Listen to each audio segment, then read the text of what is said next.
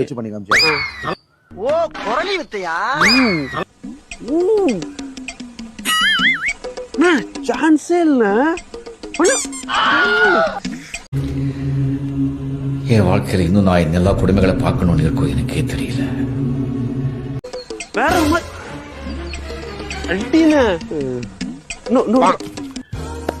அதான் ரஜினிக்குமா ஒரு மிஸ் ஆகும். முதல்ல சொல்லுவாரு நல்லா இருக்க மாட்டானா நீ? டிக்டாக் பண்ற நல்லா இருக்க மாட்டானா தம்பி?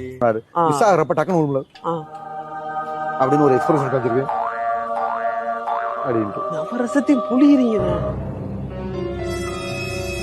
ஒரு எக்ஸ்பிரஷன் காமிச்சிருக்கு. அதெல்லாம் ஒரு நேச்சர் ஆஃப் ஆக்டிங்கா.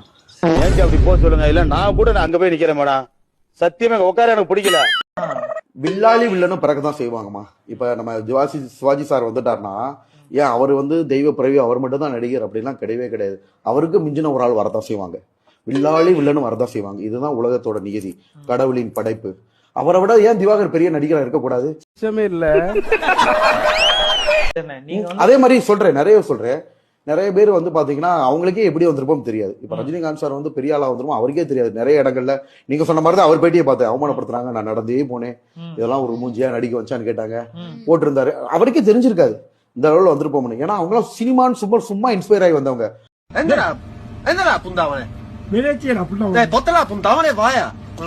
அப்பவே நம்ம மைக்கு பிடிச்சி பேசி அப்ப அவங்கள விட நான் திருப்பி நீங்க என்னமா நீங்க எழுதி வச்சுக்கோங்க, இன்னும் 2 years நம்ம கண்டிப்பா ஜெயிக்கலாம். 10 வருஷம் நான் பட்ட கஷ்டத்துக்கு ஒரு பலன் கிடைக்கும் தலைவா. பழமும் கிடைக்காது, காயும் கிடைக்காது. மக்கள் உங்களை கோமாளியா பாக்குறாங்க, நீங்க நடிக்கிறது கேவலமா பாக்குறாங்க, இந்த ஆளுக்கு நடிக்கவே தெரியலன்னு கேவலமா பாக்குறாங்க. அது உங்களுக்கு தெரியுதா இல்ல தெரியலையா? மக்கள் நம்மள நல்ல விதமா பாக்குறாங்கிற மைண்ட் செட்ல இருக்கீங்களா, இல்ல மக்கள் கல்வி ஊத்துறாங்கன்னு நீங்க ஒத்துக்கிட்டு அதை பண்ணிட்டு இருக்கீங்களா? இப்ப அண்ணே ஃபேமஸ் ஆனது ஒன்லி திறமையால மட்டும்தான். நம்ம பாத்தீங்கன்னா எந்த ஒரு சின்ன அவசரம் இருக்காது. ஒன்லி நடிப்பு திறமை மட்டும்தான். காமெடி பண்றோம். காமெடின்றது எல்லாருக்கும் வராதுமா, அது ஒரு பெரிய கலை.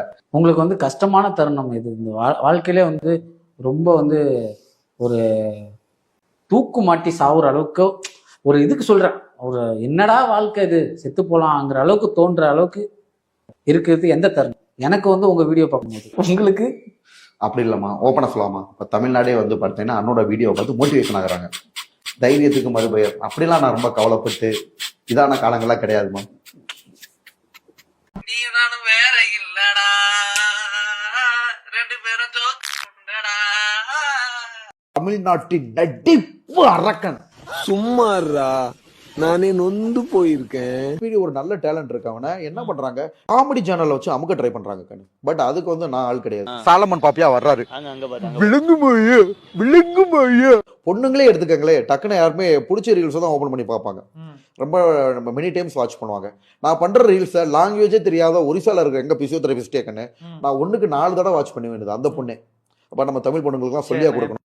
ஹலோ புண்டா மகனே, நறுக்கி எறிஞ்சு புடுவேண்டி. நான் சொன்னது நான் வந்த சீன்ஸ் ரொம்ப கஷ்டமான ஆக்ஷன் சீன்ஸ். ஏன் இதை எல்லாரும் பண்ணாங்க, அவங்க எல்லாம் ஃபேம் ஆகாம எனக்கு மட்டும் எதுக்கு ஃபேம் கிடைக்கணும்? இப்ப நடிப்புலயே நான் பல வகையில பண்ணிட்டேன். இவ்வளவு மக்கள் என்னை ரசிக்கிறாங்க. நான் யாரையுமே கம்பேர் பண்ணலாம். நடிப்புல நம்மள சிவாஜி கணேசன் சொல்லிட்டாங்க. ஓகேங்களா, நீங்க இன்னொன்னு பாத்துருப்பீங்க, சிவாஜி கணேசனையும் மிஞ்சிட்டாருன்னு பேசிட்டு இருக்காங்க.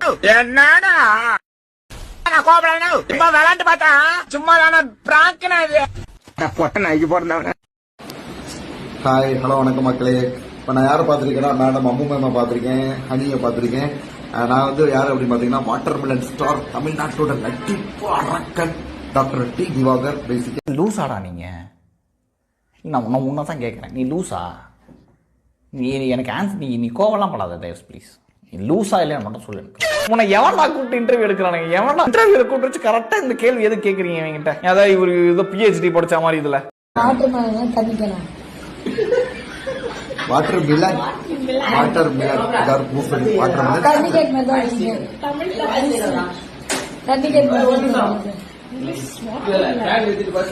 ஸ்டார் தமிழ்நாடே பத்திக்கிட்டு எரியும். நீங்க எனக்கு கிண்டல் பண்ணீங்கன்னு அதுக்குதான் உங்களுக்கு வாட்டர் மிலன் தமிழ்நாடே பத்திக்கிட்டு எரியும் போது வாட்டர் தேவைப்படும். எங்க அம்மா நாங்க ஸ்டேட் எடுத்த பிறகு எங்கேயோ ஒருத்த உட்காந்துருக்கோம் நம்ம ரொம்ப மேட்சிங் கலர்ல இருக்கு பாத்தீங்கன்னா. ஆமா, சூப்பரா இருக்கு.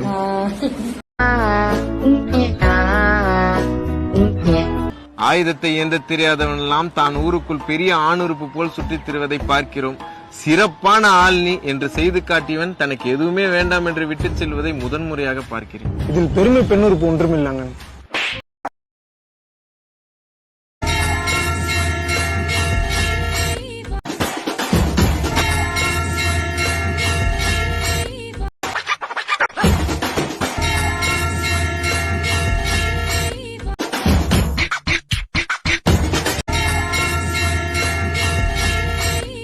உங்களுக்கு எவ்வளவு அழகா இருக்கு தெரியுங்களா? சரி, நான் இன்டர்வியூ எடுக்க வந்திருக்கேன். actually- ஆங்கர் நல்லா இருக்கணும். மேடம் ஆக்சுவலா மூக்கு மூலியமா பொண்ணுன்னு சொல்லுவாங்களோ, எனக்கு உங்ககிட்ட பிடிச்சதே உங்க நோஸ் தான் மேடம். இவ்வளவு அழகா இருக்கு மேடம், பல்லு கூட ரொம்ப அழகா இருக்கு madam. Give a beautiful kiss to your great king baby. Come, come.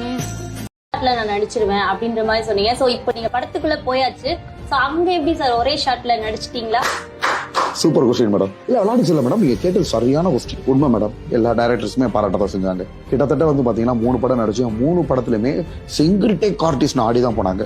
ஒண்ணும் இல்ல, நம்ம விக்னேஷ் சிவன் சார் படத்திலேயே இந்த ஸ்டார்ட் பண்ணுங்க திவாகரனாரு, பண்ணி முடிச்சேன் ஒரே டேக்குன்னு ரொம்ப ஹாப்பி ஆயிட்டாரு. அதே மாதிரி விஜய் சேதுபதி சார் படம் ஏஸ்ட், அதுலயுமே வந்து பாத்தீங்கன்னா அவங்களுக்கு வந்து என்னை வச்சு எடுக்கிறப்ப ரொம்ப ஈஸியா இருந்துச்சு மேடம். நம்ம தான் சும்மா மேடம், மக்கள் வந்து சாதாரணமா வந்து நடிப்பு அரக்கனு, சிவாஜியோட மறிப்பறைவு, அடுத்த சிவாஜி, வாட்டர்மெலன் ஸ்டார்ன்ற பட்டம் படத்துக்கு போகாமே வந்திருக்குன்னா அப்ப எந்த லெவல் மக்களுக்கு நம்மளோட நடிப்பு திறமை தெரியும். இன்னொரு படமும் ஒரு பெரிய டாப் ஹீரோ கூட நடிச்சிருக்கேன் மேடம். பட் இப்போதைக்கு அது வெளியில சொல்ல முடியாது. ஏன்னா ஒவ்வொரு டைரக்டர்ஸ் வந்து அது சீக்ரெட் மெயின்டைன் பண்ணுவாங்க இல்லையா. அவங்களே வந்து நம்மளோட பப்ளிசிட்டி, பாப்புலாரிட்டி இதெல்லாம் பார்த்துட்டு ஆடிதான் போறாங்க. டாப் ஹீரோஸே யாரு தான் நம்மளை பார்த்து அலறாம இருக்காங்க. குயிக்கா பிளாஸ்ட் ஆகி நான் எழுதுன அந்த கதையை யாராச்சும் ஒரு இடிச்சவா என்று சொல்லணும்னு நாயா அலையிறேன். ஒரு வயச்சுக்க மாட்டேன். நான் இருக்கிறேங்க.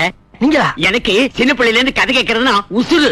நீங்க கதையை சொல்லல என் உசுரே போயிடும். ஐயோ அந்த பாலம் எனக்கு வேணாங்க. அதாவது ஃபாரினர்ஸ் ஒரு பக்கம் கொடி காத்து குமாரன், ஆரியோ திருப்பூர் கும்ரா, வந்தே மாதரம், வந்தே மாதரம், வெளியேறு வெளியேறு, திருப்பூர் கும்ரா, நீ கூடிய சீக்கிரம் அரெஸ்ட் ஆயிருவேன். வந்தே மாதரம். ஐயோ என்னாச்சு? தோழி முடிஞ்சாயா பெருசு? ஐயோ சாங்ஸ் பண்ணிடுறோம் மேடம். ஓன் வாய்ஸ்ல கேக்குறீங்களா? நிறைய பேர் கேட்டுக்கிட்டே இருக்காங்க. மின் வெட்டு நாளில் இங்கே மின்சாரம் போல வந்தாயே, வா வா என் வெளிச்ச பூவே வா, உயிர் நீக்கும் உயிலே வா, குழைத்தேன் வா அன்பே, மழை மேகம் வரும்போது மயில் தோகை விரியாதோ, அழைத்தேன் வா அன்பே, காதல் காதல் ஒரு ஜாலம் யாவும் அது வரும் மாதம் ஏவல், தொடங்கிய கலை தொடர்கதை அடங்கிய நிலையே. அவனை சொல்லி நிறுத்துங்களேன்டா. நீங்க உட்காந்து மதுரையில தர்பூசணி சாப்பிடுறீங்க, இந்த இடத்துல வர்றீங்க, உங்களை உலகத்திலே பெரிய பில்டிங் ஃபுர்ஜி கலிஃபா கீழே நிக்க வச்சு உங்களை தர்பூசணி சாப்பிட வச்சு நான் பார்க்கணும்னாரு. ஒரு வித்தியாசமான அட்மாஸ்பியருக்கு கொண்டு வந்து துபாய் சிட்டிக்குள்ள எவ்வளவு ஹீரோ மாதிரி காமிச்சிருக்காங்க. அது எத்தனை டைரக்டர் பார்த்து மறந்துருக்காங்க தெரியுங்களா?